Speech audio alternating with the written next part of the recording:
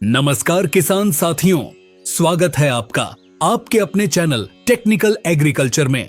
किसान भाइयों, हम अपनी खेती में यूरिया डालते हैं, डीएपी डालते हैं, पानी भी समय पर लगाते हैं, लेकिन फिर भी कई बार ऐसा होता है कि पड़ोसी के खेत में हरियाली और चमक अलग ही दिखाई देती है और हमारे खेत में फसल कुछ रुकी रुकी सी, कुछ पीली सी लगती है।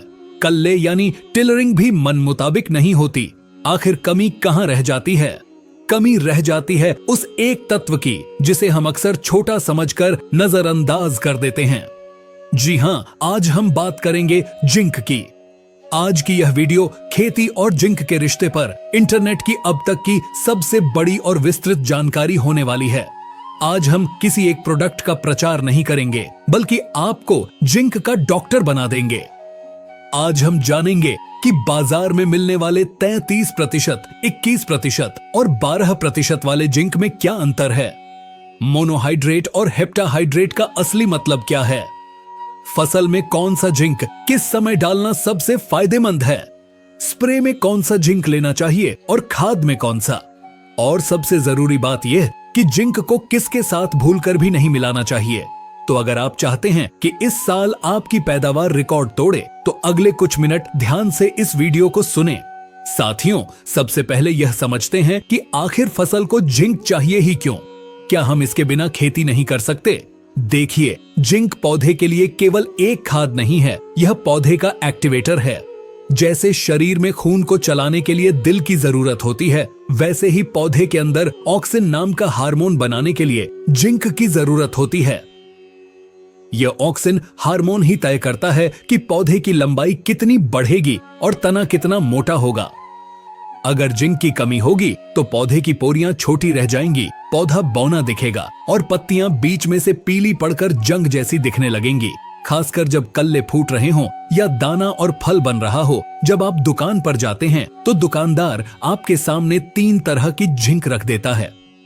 जिंक सल्फेट 33%, जिंक सल्फेट 21% और चिलेटेड जिंक 12%। अब किसान भाई सोचता है कि जिसमें परसेंटेज ज्यादा वही सबसे बढ़िया, लेकिन ऐसा नहीं है। आइए इनका विज्ञान समझते हैं। Number 1, zinc sulphate 21%। किसान साथियों, यह सबसे पुराना जिंक है। यह शक्कर के दानों जैसा या फिटकरी के चूरे जैसा दिखता है। इसे हेप्टाहाइड्रेट कहते हैं। हेप्टा का मतलब है 7, यानी इसमें पानी के 7 अणु जुड़े होते हैं। इसमें 21% जिंक और 10% सल्फर होता है। यह पानी में जल्दी घुलता है, लेकिन मिट्टी में इसका असर कम समय तक रहता है। आजकल इसका प्रचलन थोड़ा कम हो गया है। Number 2, zinc sulphate 33%। आजकल सबसे ज्यादा यही बिक रहा है। इसे मोनोहाइड्रेट कहते हैं। मोनो मतलब एक। इसमें पानी का केवल एक अणु होता है, इसलिए इसमें जिंक की मात्रा ज्यादा यानी 33% होती है और सल्फर 15% होता है। यह दिखने में पाउडर जैसा होता है, पूरी तरह सफेद नहीं, हल्का मटमैला सा हो सकता है।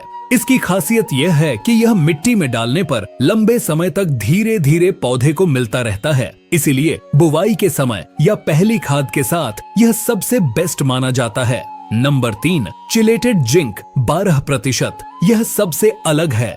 यह चिलेटेड तकनीक से बना है। साधारण भाषा में समझें तो इसके जिंक के कणों पर एक ऐसी कोटिंग या सुरक्षा कवच होता है जो इसे मिट्टी में फिक्स होने से बचाता है। इसमें जिंक भले ही 12% है, लेकिन यह पौधे को 100% उपलब्ध होता है।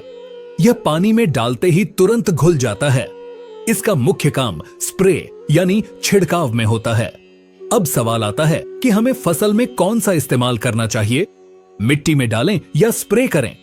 किसान साथियों, किसी भी फसल को शुरू से लेकर अंत तक जिंक चाहिए।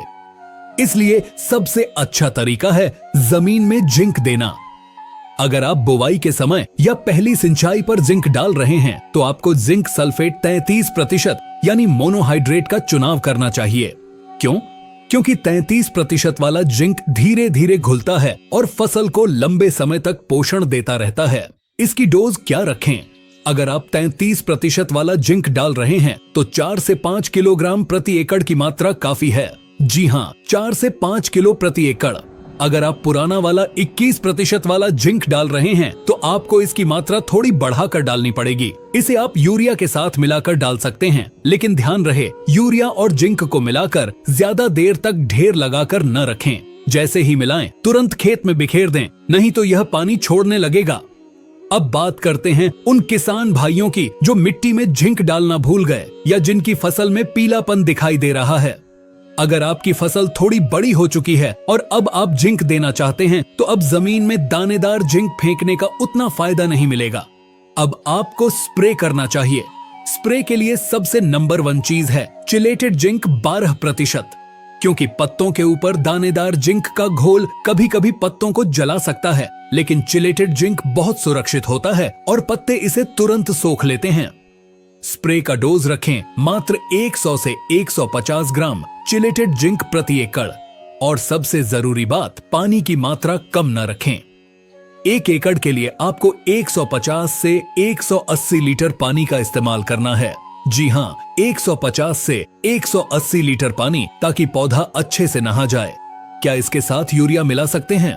जी हाँ, स्प्रे में जिंक की ताकत बढ़ाने के लिए आप 1 से 2 किलो यूरिया का घोल भी उसी टंकी में मिला सकते हैं। इससे रिजल्ट दुगुना हो जाएगा। क्या हम 33% वाले जिंक का स्प्रे कर सकते हैं? किसान साथियों, कर तो सकते हैं, लेकिन उसमें रिस्क है। अगर आपको 33% या 21% वाले जिंक का स्प्रे करना है तो उसके साथ आपको बुझा हुआ चूना का पानी मिलाना जरूरी है, ताकि पत्तियों पर जलन न हो। लेकिन अगर आप झंझट से बचना चाहते हैं तो चुपचाप 12% वाला चिलेटेड जिंक लाएं और स्प्रे कर दें। वीडियो के इस हिस्से को बहुत ध्यान से सुनिएगा, क्योंकि यहाँ एक छोटी सी गलती आपकी हजारों रुपए की खाद बर्बाद कर सकती है। खेतों में अक्सर हम देखते हैं कि किसान भाई समय बचाने के लिए डीएपी और जिंक को एक साथ मिलाकर बुवाई कर देते हैं। यह खेती की दुनिया का सबसे बड़ा गुनाह है। जी हाँ, विज्ञान की भाषा में फास्फोरस और जिंक एक दूसरे के दुश्मन हैं। जब भी आप जिंक सल्फेट और डीएपी को मिलाते हैं तो एक रासायनिक क्रिया होती है और यह बन जाता है जिंक फास्फेट। यह पत्थर जैसा तत्व है जो न तो पानी में घुलता है और न ही पौधे की जड़ें इसे सोख पाती हैं। यानी आपकी डीएपी भी बेकार गई और जिंक भी बेकार गया। तो समाधान क्या है? जिंक और डीएपी डालने के बीच में कम से कम 3 से 4 दिन का अंतर रखें। अगर डीएपी बुवाई के समय डाला है तो जिंक को पहली सिंचाई पर यूरिया के साथ दें। याद रखिए, जिंक और यूरिया को आप मिला सकते हैं, ये दोस्त हैं, लेकिन जिंक और डीएपी को कभी न मिलाएं, ये दुश्मन हैं। जाते जाते एक जरूरी बात, बाजार में नकली जिंक की भरमार है। पहचानने का एक देसी तरीका बताता हूं।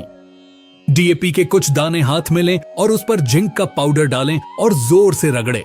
अगर उसमें से गीलापन आए और वह लसलसा हो जाए तो समझो जिंक असली है, क्योंकि डीएपी और जिंक मिलते ही रिएक्शन करते हैं। लेकिन यह टेस्ट तभी काम करेगा जब डीएपी भी असली हो। तो किसान साथियों, आपकी फसल में जिंक बहुत जरूरी है। बुवाई या पहले पानी पर 33% वाला जिंक 4 से 5 किलो प्रति एकड़ यूरिया के साथ दें।